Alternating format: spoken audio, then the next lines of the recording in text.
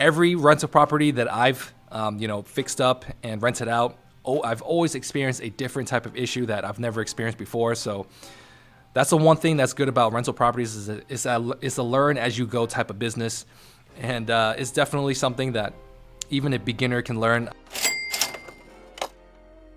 Welcome back to the channel, guys. My name is Bruce Wang. Today I have a special video for you.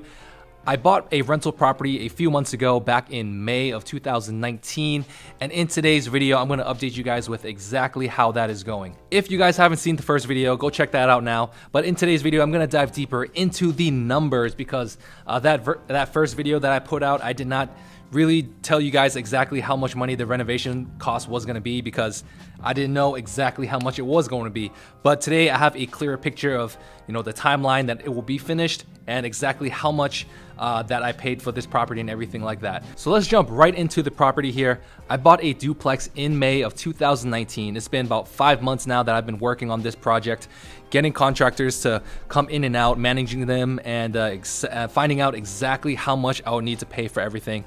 So I bought this property for around $270,000, and the renovation cost so far is around $50,000. So total cost so far is around $320,000. As you can see, I'm not completely finished with the rehab here, so that number can definitely change if something unexpected comes up, which most likely it will. At the end, I estimate that this property will be worth around $400,000. And since it's a duplex, I'm planning to rent it out and collect around $3,000 in rent every single month. And I plan to get this done by the end of September, so I can rent it out for October. So as I'm looking at the outside of this property right now, there is still a lot of paint that I need to do. I'm planning to paint it a dark blue color. I'm trying to keep this project as simple as I can. So for the outside, it's just gonna need a good pressure wash and a good paint job. Other than that, maybe a little bit of trim around the windows and just repairing some broken pieces of the shingles here and there. But overall, I don't think that the siding will cost that much. I'm estimating around $5,000 for that job. As you can see, there's still a lot of wiring that will need to be taken out. There's an old satellite up there that needs to be removed. Other than that, the outside should be pretty simple to get fixed and get repaired. As you can see, this is a little ghetto. The door was broken into before I got the property, and I just boarded it up so no one can, just break inside. Nothing to steal inside. So if you guys trying to, find this property and steal something inside, there's nothing inside to steal other than, maybe some paint. So as we're looking inside now, you can see that is a lot different than from the first video that I put out. A lot of the windows have been changed.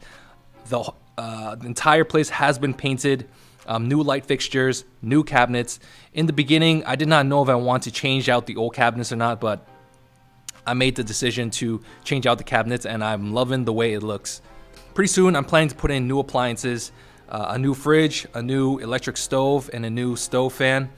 Backsplash will need to be also installed. The only thing that is tying me up from that is the tile work that still needs to be done. You'll see that later on in the video. So this unit has 2 bedrooms, 1 bath, and a basement for storage. I'll get a little bit deeper into that later in the video.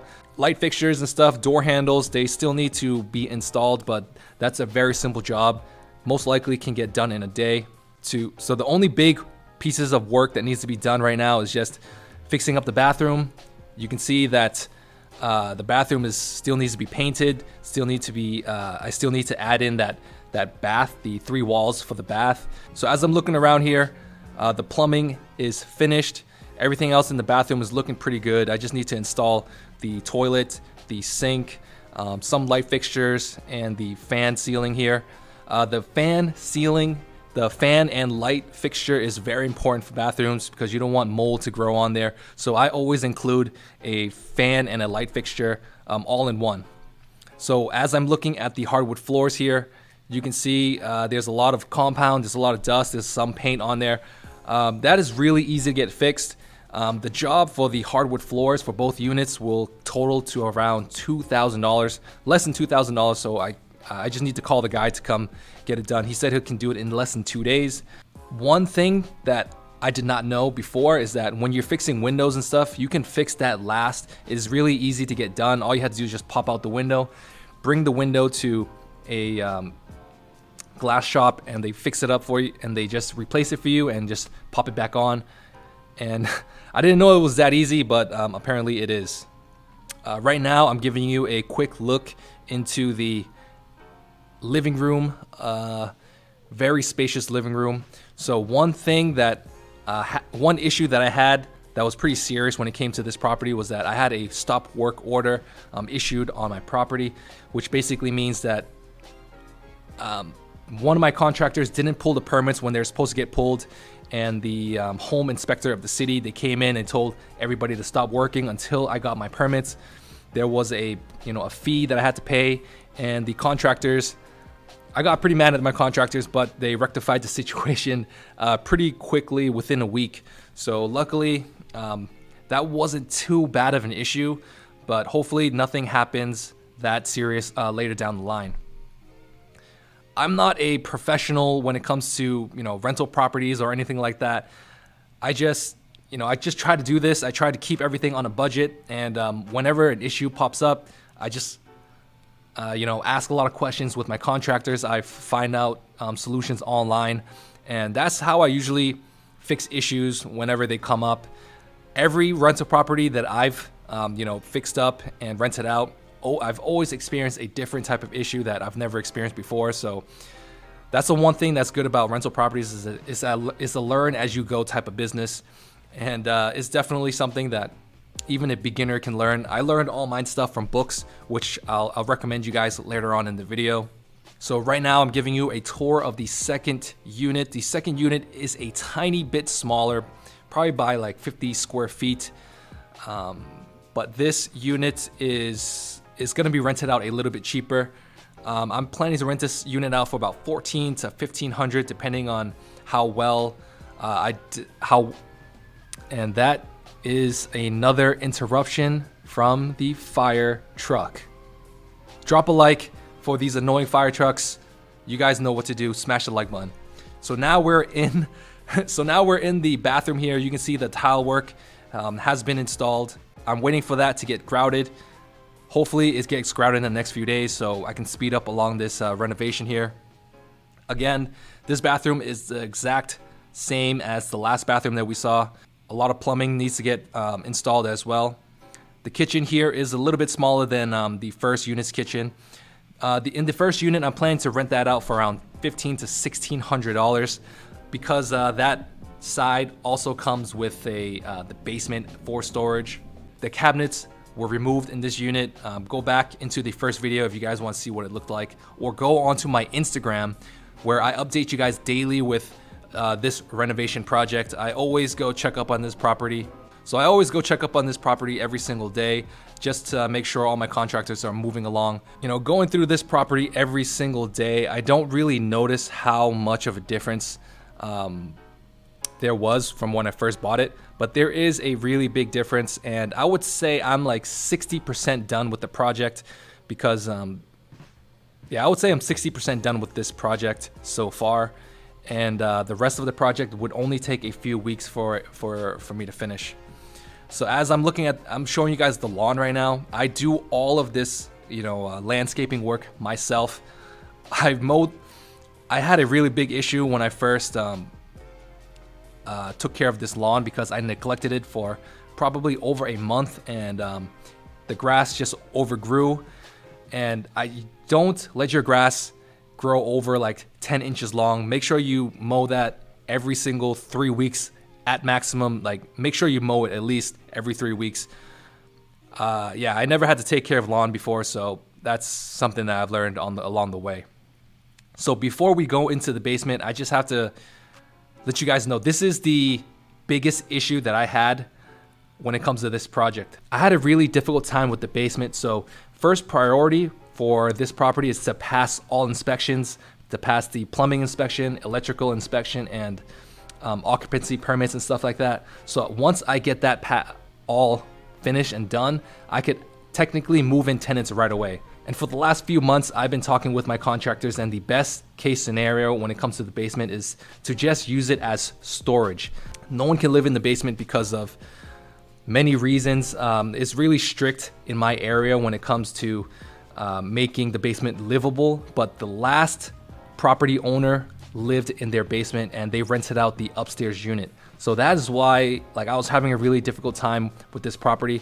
I was planning to make this a 3-unit property, but it would just be way too difficult, and I did not want to really manage another tenant in this building. It would just cause too much trouble for me. So I decided to just leave it as a 2-unit duplex, rent out the bigger unit to one bigger family, and rent out the smaller unit to less people.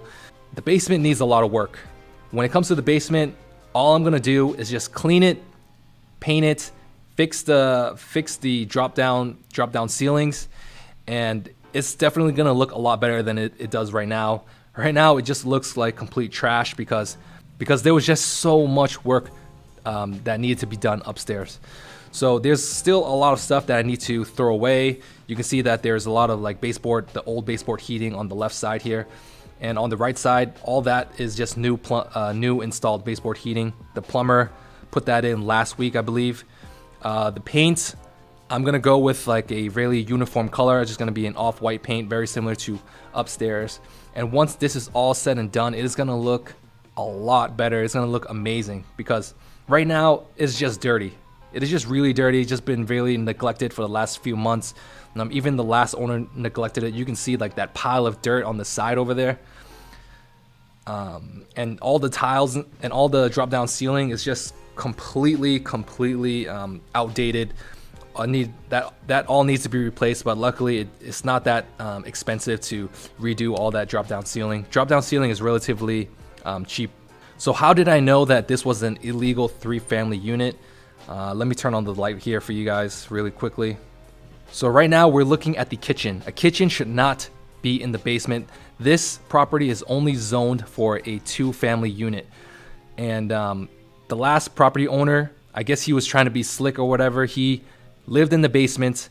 He installed a kitchen. He did all that. He did a lot of DIY projects on this house. So I needed to fix all that up. There was a lot of stuff that my contractors were telling me that it was just not going to pass inspection. And right now I'm pointing to the stove here. There was a stove there. There's not supposed to be a stove in the basement. That's like a fire hazard and all that. As you can see on the right side, there's like a spare bedroom in the basement, which should not be down here. So the basement right now is only supposed to be used for storage. But if the tenant moves in there and puts beds and stuff down there, that's another issue that I'll go over with at the end of this rehab process. So this is the boiler room. I have 2 hot water boilers in there, and I just installed a brand new furnace in there. So when it comes to plumbing, everything should be pretty good and shouldn't have any issues for a long time. So this is one last look at the basement. You can see that there's just a lot of drywall issues that needs to be fixed. That is, when you look at that, you might think that is really bad, but that's a really easy fix. I can actually fix that myself. Even these covers, you can just easily replace those.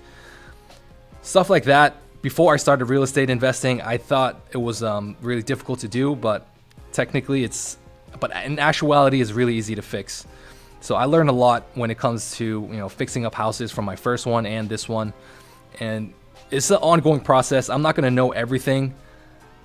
I'm definitely not gonna know everything, and it's an ongoing process. You'll learn as you go, and you just have to have the courage to start and take action. At the end of this project, I'm planning to redo the entire driveway here. If you can call it a driveway, it's completely cracked. I'm just gonna put all blacktop on it. I think the guy quoted me around $5,000 to get that done. And the last thing I probably need to do is maybe replace that shed. I don't know if it can be repaired or not, but I need a storage area for the smaller unit because they won't have any access to the basement.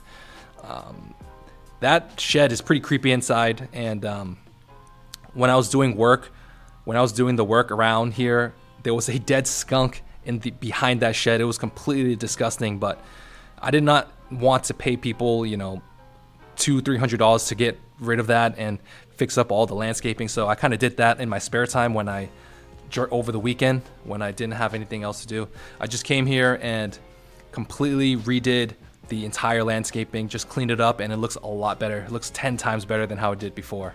So if you guys are interested in real estate investing and the mindset of a real estate investor, I'm going to leave some books in the links in the description.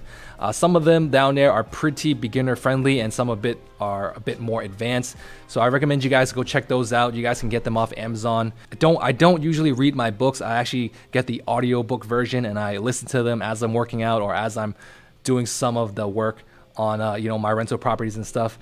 I recommend Set for Life and The Millionaire Real Estate Investor. So go check out those two books and you guys will pretty much know exactly everything that I know. If you guys are still interested in some videos from me, go check out these videos here about dividend investing, real estate investing. Drop me a like if you haven't dropped me a like yet. Subscribe for more content just like this and hit that notification to know when the next video is coming out. I love you 3000 and I'll see you guys in the next one. Bye-bye.